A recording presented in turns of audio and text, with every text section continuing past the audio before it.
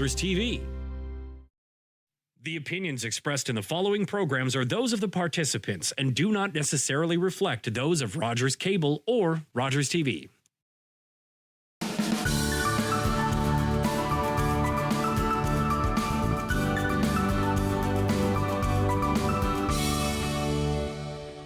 Hello, everyone. Welcome to another episode of At the Heart of Business. I'm your host, Judith Tate. At the Heart of Business is a conversation with women in business discussing their challenges and successes. Our first guest today is Colleen Brooker, founder of Captured by Colleen. Hello. Hi, Colleen. Hello, everyone. I love your last name, Brooker. It's just like strong. Strong name. So tell us about Captured by Colleen. Captured by Colleen Brooker is basically a photography business that I've created. I've had a few names along the way, but it's, I feel, a place where I can take pictures of individuals and even nature and show the beauty of how God has created everything. So when I normally take pictures of models, I bring them normally outside into nature so that they can feel comfortable and also feel at peace when they're taking their pictures. The pictures come out a lot smoother and a lot easier when they're in their comfort zone. So that's what I really based it off of, just making people comfortable while they take their pictures. Oh, that's nice. Yeah. So what's your why? What got you into photography? I think I started, when did I start? In junior high school, and we were doing screen ed, and they put a camera in my hand and they said, this is how the camera works and go and explore. And I realized that I just love to take pictures depicting God's beauty. And I liked to see people's reaction to them because sometimes they're not seeing it in that way. So I would take it in a way that they hadn't seen it before. Yeah. And it can open up a different kind of beauty within yourself when you can look at things differently. So I think that's what drew me to taking pictures. So yeah, that's why I took pictures. And so do you have like a particular type of photography that you like to do? I don't know. I don't really know anything about photography, so yeah. My favorite is nature. I don't mind taking pictures of individuals. I do a lot of family portraits, business photos, and stuff like that. But my love is being in nature. I actually have a place that I go for walks, and I've created an Instagram page called Captures Be Still Moments, and it's all about nature. And basically, it's my walk, and there's deer, there's birds, there's all different types of animals that are out there, and I just go for my walk and just be still in the moment, and whatever happens to come in my way or my vision, I just take a picture of it. And so I've decided to put those pictures up there so that people can just take in the beauty of everything. Yeah, I saw that one picture with the deer. Yeah. So you actually took that when you were out for a walk. Where were you walking?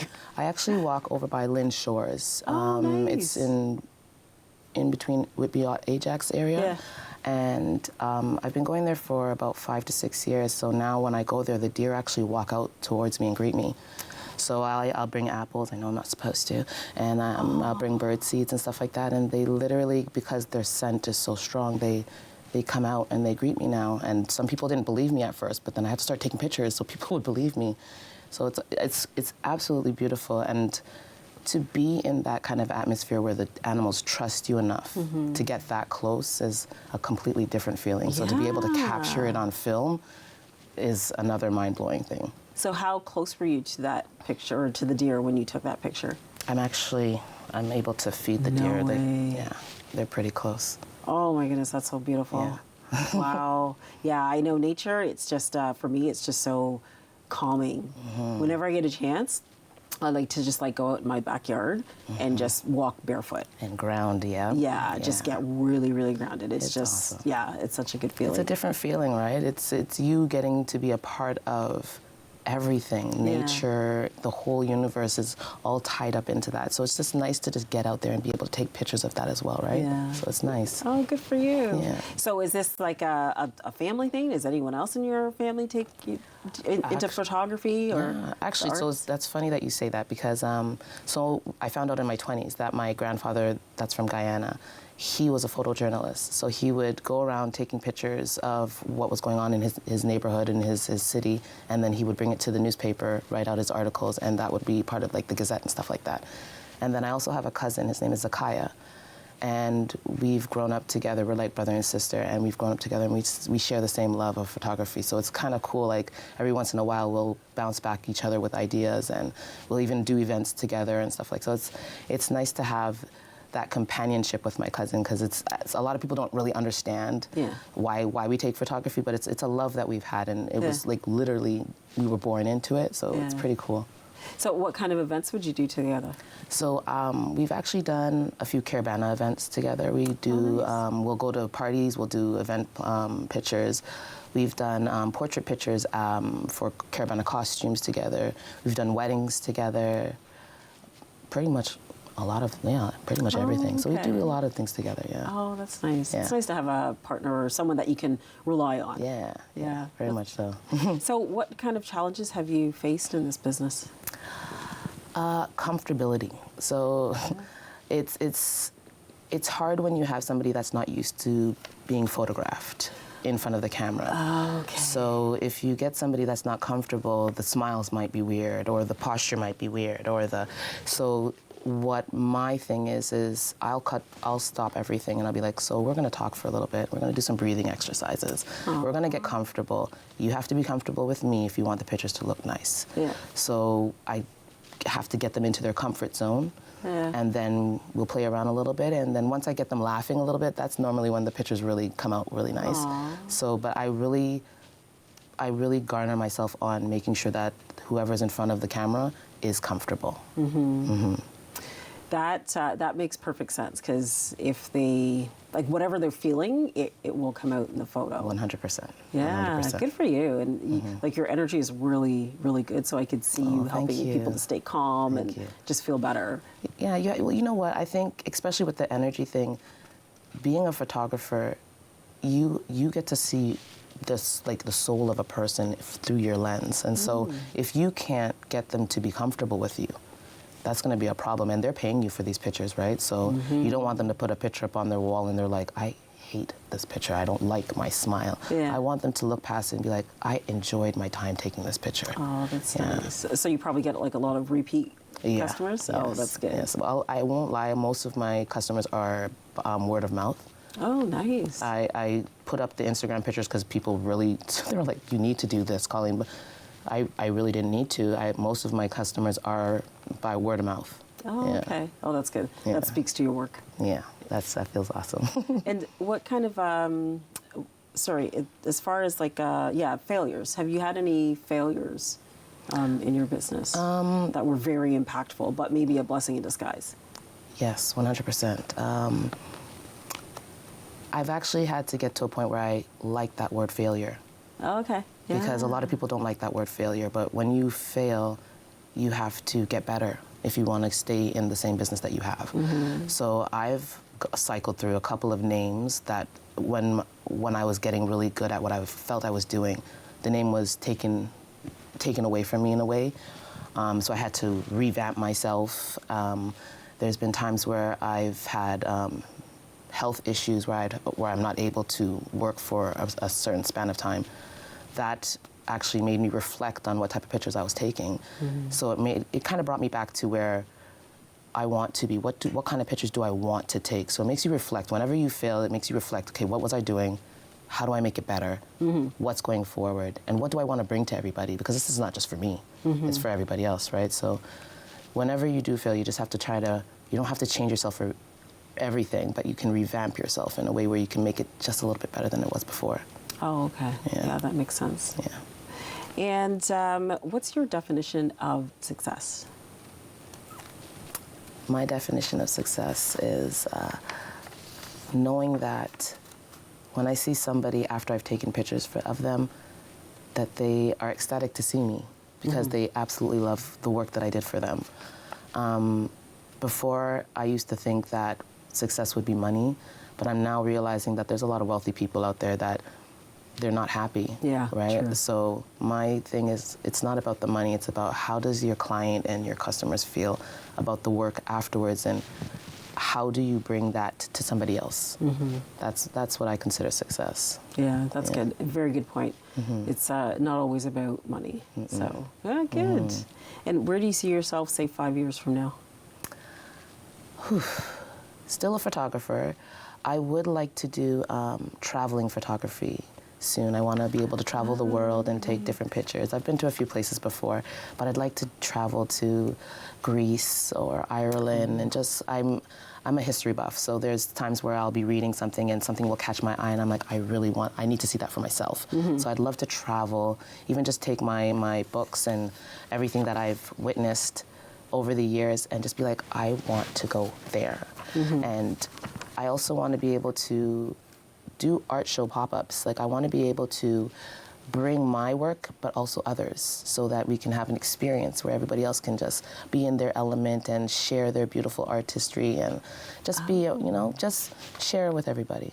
Oh, that would be good. Yeah, you always see these little pop-up markets. Yes, that's what it was. Like, that's what really brought it to me. I'm like, everybody's doing pop-ups. Why not do art show pop-ups? Make an exhibition out of it. So my father's a musician, so we're going to collaborate together eventually and just get everything together and make it happen. Oh, that's great. I love that. How have you been resourceful in your business? Every photo shoot is different. Yes. So being resourceful, every single time somebody says, can you do this? Or I go and I investigate how they want it to be done, what type of photo they want done, where do they want it done? And I just make sure that what they're asking of me, I can at least bring it to them in some kind of capacity with my little flair in it as well, right? So, yeah. Yeah. And how do you influence your children with your work? Like, do they get involved? Do they want to be photographers as well? I don't know if they want to be photographers. One wants to be an engineer, and one is 5, so they're still learning how to get into everything. But one thing that I know I do is I instill nature in them. Yes. So we go for those walks. My children have also fed deer before, and I want them to be comfortable with themselves and nature, so that whatever they do, they can be firm in what they want to do. So I know that they're gonna be both amazing because they're so grounded and they just love nature. So that's one important thing for me. So. That's really good that you, that you get them involved in nature, because nowadays there's a lot of kids sitting inside watching TV, playing video games. So that's really good that you get them out there and they have that lovely, beautiful appreciation for nature. Yeah. And I think it's really good for kids nowadays too, because it, as you mentioned before, grounding, right? Just getting out in nature really helps you to stay grounded.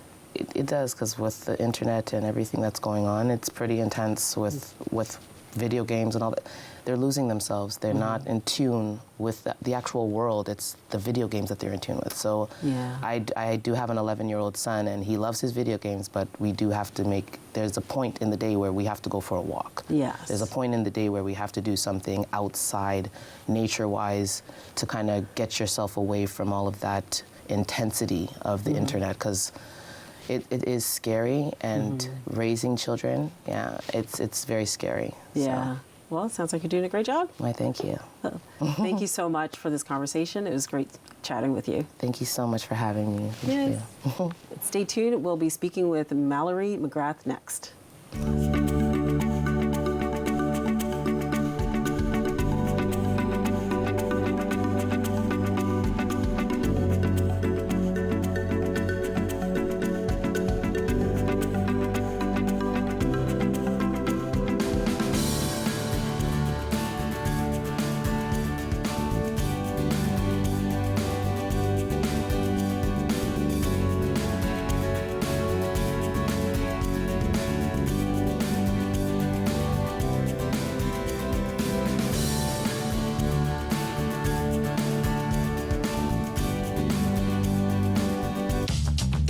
This program is brought to you by Ignite TV. Now you're in command. Visit Rogers.com for more details.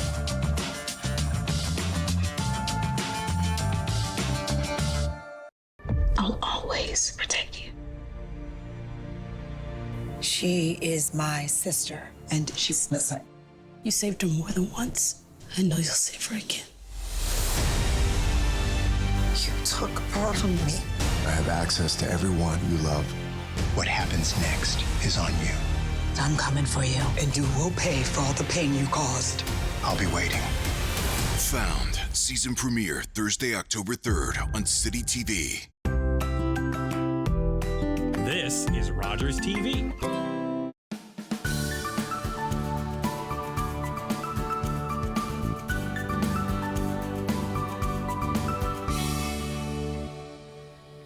Hello, everyone. Welcome back to At the Heart of Business. I'm your host, Judith Tate. At the Heart of Business is a conversation with women in business discussing their challenges and successes. Our next guest is Mallory McGrath, owner of Vive Planning. Yes. Okay, Vive. I said that right. You did. You did okay, great. Good. Okay, excellent. Phew. All right, so tell us about Vive. Sure. So Vive Planning is a company that works with clients and their families to collaboratively plan for the aging and end-of-life process. So we took a very traditional model using the term estate planning, which a lot of people will hear. You know, they'll go get their will, maybe they work with a financial planner and, you know, plan for the future financially. But we took that model and made it much more holistic, very well-rounded, very family dynamics focused to really help families to prepare for having aging parents and loved ones, for what end-of-life interventions are available, and then also to plan for after death. Okay.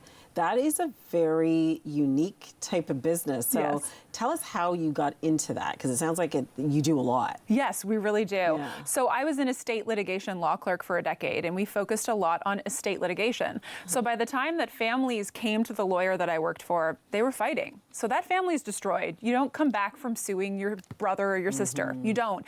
And I was seeing just the ripple effect of that. It's not just brothers and sisters, it's their spouses, it's their children. So you've got these little kids losing aunts and uncles to bickering, really, which is becoming full-blown litigation. And that started to really eat away at me. Like, how can I make that better? And I realized that a lot of the ways that estate planning was done was too limited in focus.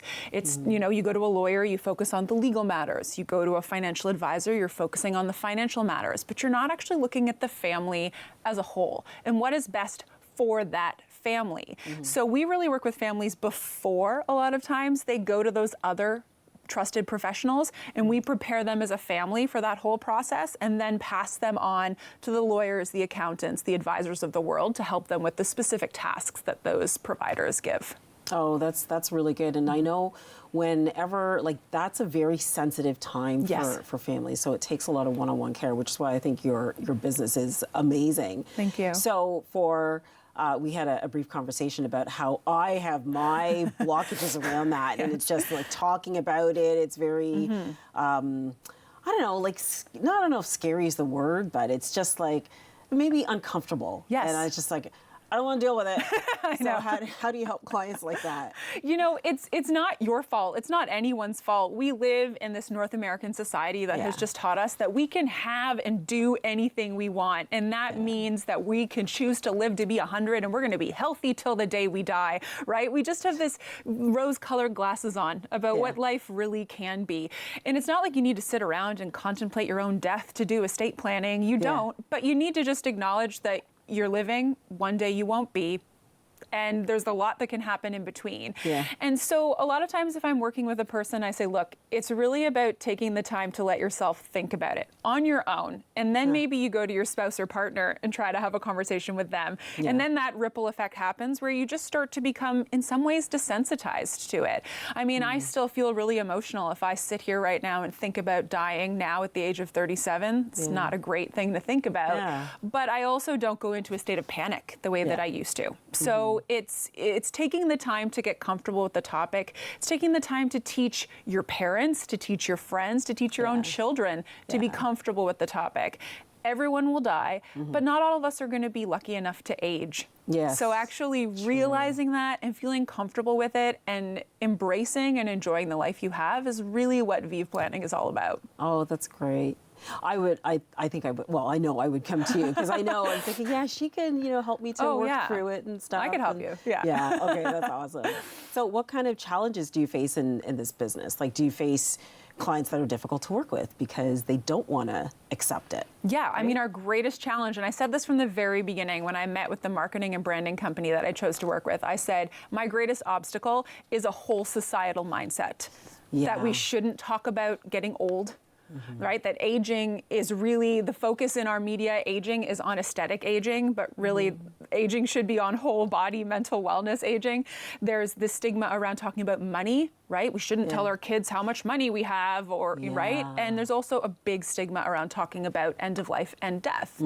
And that's the big hurdle that I have, is getting people like you comfortable with it, comfortable enough to recognize the value in paying for a service that's going to set you and your family up for success in the future. That's the biggest hurdle that I have, and one that I find can be overcome if a person has already dealt with something in their life or in their family that has caused them to go, whoa, life isn't as easy going as I'm letting myself believe. Here, my mom just got diagnosed with a life-limiting illness, and I have to step in and change everything about my life to be able to support her. And that's usually a trigger for someone to then go and do planning for themselves because they've seen it play out with someone else where they didn't do something in advance. So how do you work through those challenges or help your clients work through those challenges? It's really about taking a lot of time. And I think that's the difference between traditional estate planning and what we do, as we recognize that every single conversation we're going to have is going to probably be highly emotionally charged. Whether it's that the person is guarding and won't allow themselves to open up, which is an emotional reaction in and of itself, or it's that they just are full of so much emotion that we're just having a big cry fest together, right? It's being really open for whatever might come. It's also knowing that if a person's very uncomfortable talking about these topics, that I can't be charging by the hour and waiting for them to get there. So a lot of our fees are set fees on purpose so that we can give you the time that you need to get comfortable with these topics. Because when we work with a client, when we work with families, we imagine being with that client, with that family for decades, right? I mean, a lot of my clients are baby boomer age bracket, so mid-50s to mid-70s. You know, so long as I'm not hit by a bus on the way home, I will outlive them, right? And the idea is that I'll be there through the remainder of their life and death and be able to support their adult children through that process as well. So it's really about the long game. It's not necessarily just about that quick fix.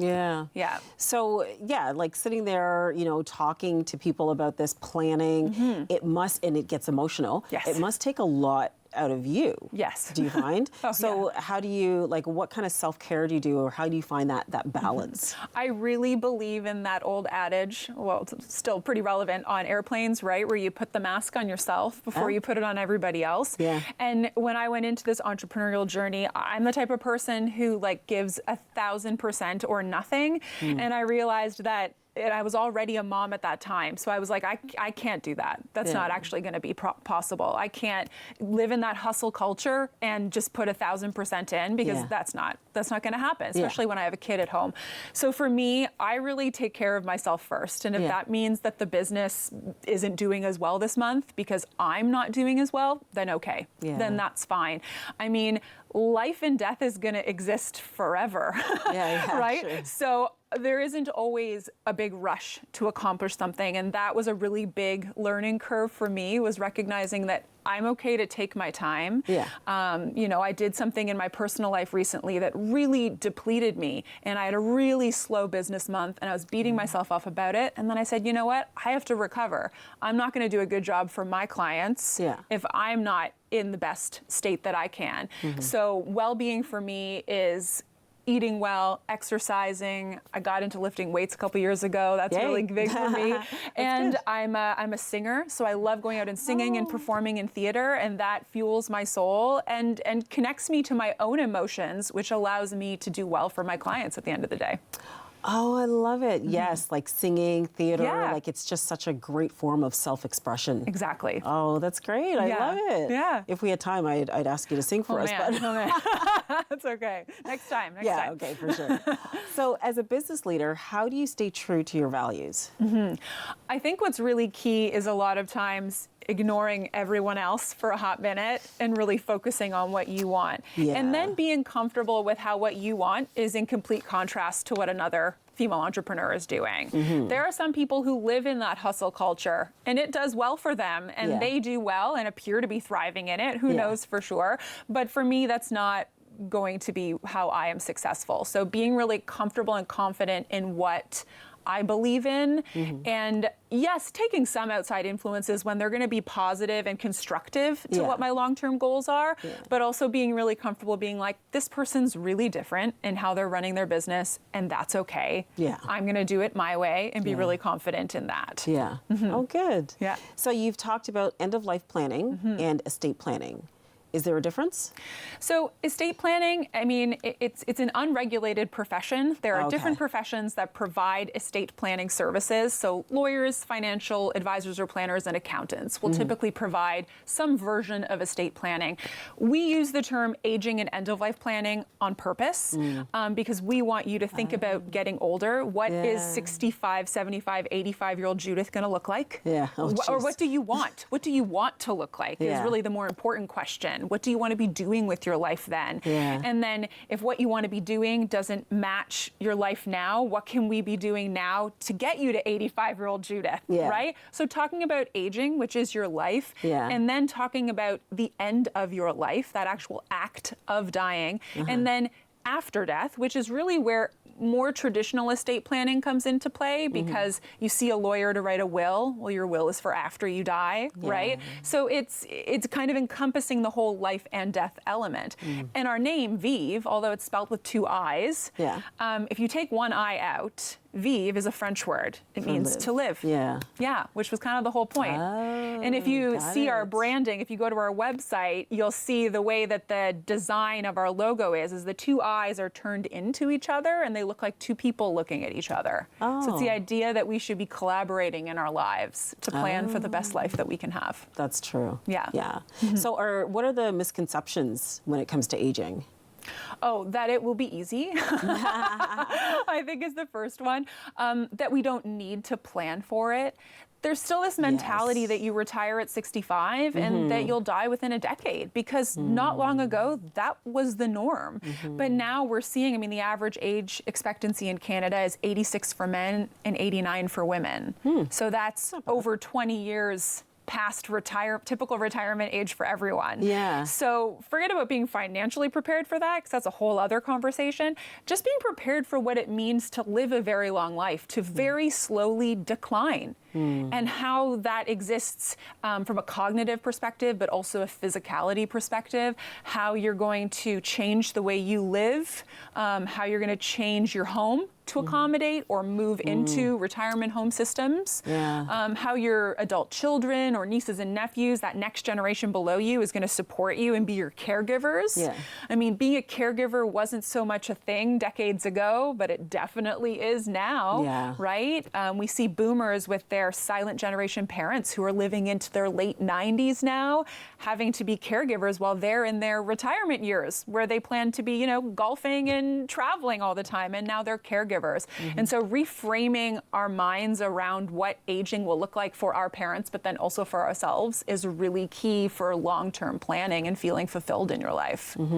I love it. Oh, that's great. Well, it was so nice chatting with you. Yes, thank you so much, Judith. Thank you so much for joining us.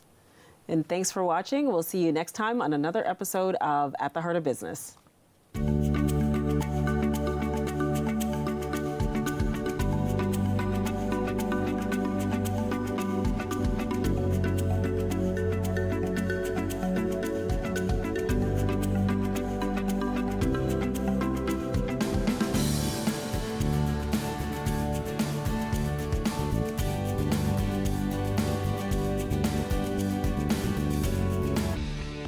Connect with us by visiting our website or email us at comments@rogerstv.com.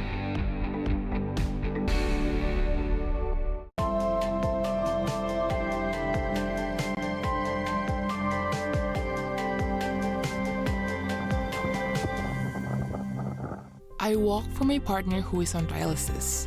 I walk in memory of my dad, I walk for all those waiting for a kidney transplant. I walk because I live with kidney disease. When you participate in the Kidney Walk or support someone who does, you're taking steps and providing hope to thousands of Canadians living with kidney disease. Behind every step, there's someone we walk for. Who will you be walking?